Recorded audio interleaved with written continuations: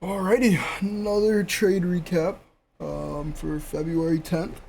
Today was a profitable day, being up $262.50. Then, of course, commissions and everything. So, total P&L came out to $258.80. Unfortunate for commissions, but that's part of it, and I'll show you guys in a second. Trade we took. Pretty straightforward day. Bias was once again pretty kind of just harder than normal. But we had a very clear, opening model that allowed us to kind of predict where we could possibly look for an entry off of. And it's exactly what ended up happening. So let's just get into it. Real quickly, here is P&L, 263 or 262.5, and then $3.70 for commission. And then of course just the quick journal entered, 5-minute IFVG after Asia sweep, bullish SMT, etc. Moved the stop to break even at 400, as you can see right here.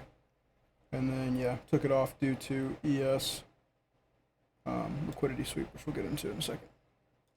So if we do the same kind of format as we've been doing, let's go replay mode, start new, and let's go right there, market open pretty much. So if we come into it, once again, trend hasn't changed since previous day. We're still pretty much in an uptrend since Friday. Once we filled new week opening gap, we've pivoted and have started to form a 15-minute and 1-hour uptrend. I've gone over this past 2 videos, I believe. Show you on this one because it's clean.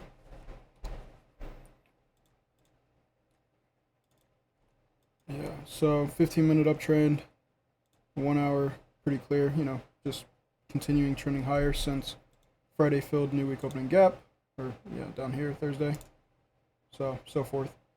And today we were going to trade, again, just in line with that high time frame bias, but opening up and yesterday close, as you can see, what was Monday's close, we've just been kind of flat. And what you can sometimes, and you might already know about, is accumulation, manipulation, distribution, right? So we are seeing accumulation all within this period, right? Because here's the lows, here are the highs, New York highs, and they're all accumulating, right? So the next step is manipulation of a key liquidity spot, right? The reason this 4-hour intermediate low, one, just because it's a 4-hour fair value gap, as you can see right there, but it's also I believe Asia low. Yeah, Asia low right here. And then London would have been right here above it. But so a sweep below either London or Asia could be the manipulation to potentially push us into the distribution side of that operation, order of operations, to look for a move out of. The opposite is true as well. If we had come up and swept previous New York high, yesterday's highs, then we possibly could have looked for a short or some type of continuation up into the buy side liquidity, the 4-hour intermediate high up to these higher objectives. That was kind of my bias coming into the morning. Just I want to see one of the sides get manipulated first before we even look to move, because I don't have the cleanest read. Things on the daily chart, if I jump over to the daily chart, I still believe this is potentially in a downtrend, and all this is right here is a daily retracement that's going to push us back into here. But that could be, later in February that we see that type of move. So definitely a little neutral. And then I also believe if we look, we were right about at equilibrium, right around open. So kind of wanted just to be aware that selling could come in somewhere up here. It might be tomorrow, it might be somewhere, but just initiate out of this range. But if we go back to it, right after market open, let's go back to the 5-minute. You can see right away we manipulated all of Asian lows. Okay, so this was right off the rip, the first step we were looking for, manipulation. And we got it pretty quickly. I mean, this is 9:45, so pretty cool. And then if we look at ES, we started to form an SMT. So on ES, London had manipulated Asia, therefore creating a new London. So we could just use that one as well as like the low of the pre-market lows, if you would. And, you know, NASDAQ took them out, created lower lows in open market, while ES did not. So there creates a bullish SMT with technically the target being the highest point between the SMT points, right? And as we can see right here, I moved it a little, I don't care. But as we can see right here, that would be back up to these highs at 410, give or take, right? These highs. 0.1, 0.2, highest point between right there. That'd be the completion of the SMT. So once we saw this, you know, we see the initial leg. It goes down to the process of, okay, which time frame, 1 minute to 5 minute, has a single fair value gap. And if we look at the 1 minute, we can see there's a fair value gap here. So we could have used that one. There's a fair value gap here.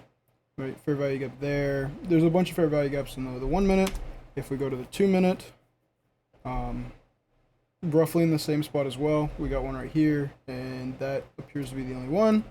We check the 3 minute, same spot pretty much, just a little different on the wicks. 4 minute, and even though there's one on the 2 minute and the 3 minute, we still have to check the higher time frames because we're trying to find the highest one that has it. 4 minute has it almost exactly as the 5 minute. And then the 5 minute has one, and it's the only fair value gap in this leg down into the manipulation. So that's the time frame we're going to use. You always want to use the highest time frame fair value gap, right? If you got one on the 3, great, still check the 4. If you have it on the 4, still check the 5. It's only once you check the 4, it has one, and then you check the 5 and it doesn't, then you use the 4, right? You could even go from the 5 all the way down and inverse it, basically. I don't think it really matters as long as you see it and use the correct time frame and how you want to find it. But once we get this, you know, we sit, we wait, we know where our target is. Okay, I want to inverse this fair value gap. Make this a little brighter for you. Inverse this fair value gap right here before we even look to do anything. We click a couple times, you know, let it breathe out. Bam. So 950, we inverse it completely. I take a position filled at 66.75, which is exactly what this bracket is, and I put my stop back under that fair value gap for about a 1 to 2 at, you know, the target, which is the Asia highs. There was, you know, Asia highs, London highs were up here. I guess it's not Asia highs, but yeah, London highs and previous day highs. Right, so that was pretty cool. So I get in and take it like this. Break even was going to be at 400. So then, bam, pretty sure this is the candle that puts us break even. Great, right here, I moved my candle, or my stop, to break even. I was up like $300, give or take. Just right around there. I mean, I could do the math. Don't really feel like it. Somewhere right in the 300s. And then, at this point, though, if we go to ES, you can see ES just took out all of its objectives. So if we put ES on the 4 hour, we really, or the 15 minutes, let's go to 4 hour. We don't have much left up here. It's taken out, you know, intermediate 4 hour highs. We don't have any low resistance, liquidity, relative equal highs, anything really up here up until 70.27, right? And that's not low resistance liquidity. This is quite a little bit of a gap for ES. So expecting a move like that kind of threw me off. On the 1 minute with the DOM, we did see some weakness come into the market, and that is what caused me to jump out prematurely at 393. So right here, let me shift it down a point, and then we'll change it to red so you can see it. That's where I closed. So pretty much right here on this candle closed, and it was a total duration of the trade of 4 minutes and 38 seconds for $262. Really isn't a bad trade, and you know, I think entry was great, read was great. Using the SMT, everything about this trade was a really good trade. The only part that I should have improved on is trusting the idea or allowing it to go to break even. If we just click another candle, I think it was like 10 minutes later, you can see we ended up reaching full TP, which if we go back to ES hadn't moved that much higher. So I think it was a safe read on where to like take profit and maybe kind of panic out, but definitely should have just, you know, let it run to break even or hit my TP. Though I'm not complaining. It's just what I could have done better. And yeah, I mean, it could have been a great trade like that. So, and then I'm pretty sure, I don't know how the rest of the day played out.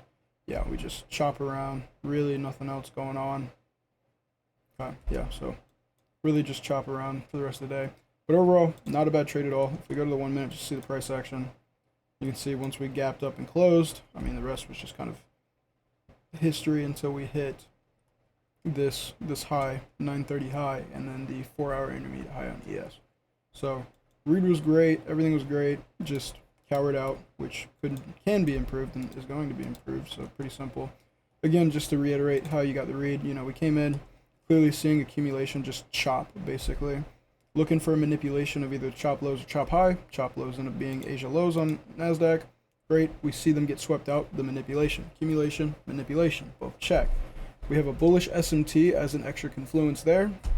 We wait to find that inverse fair value gap. We see it on the 5 minute. Gets inverted. We enter. We target opposing liquidity, which is previous day high. And then same thing on ES would be previous day high and 4-hour intermediate highs. All right. There's the SMT. So super simple. Again, profit of $262.50 was realized on the trade. Total account P&L is 258.8 on the day. So not a bad day. Very slow, easy day, and I mean I was done pretty quickly. So can't ask for anything better than that. Same thing that we've been doing the last couple days. Nothing super special here. High win rate, low risk to reward, but still positive. Couldn't ask for a better little setup thing that we've been seeing these last couple days. So, yeah, cool deal. Another day done.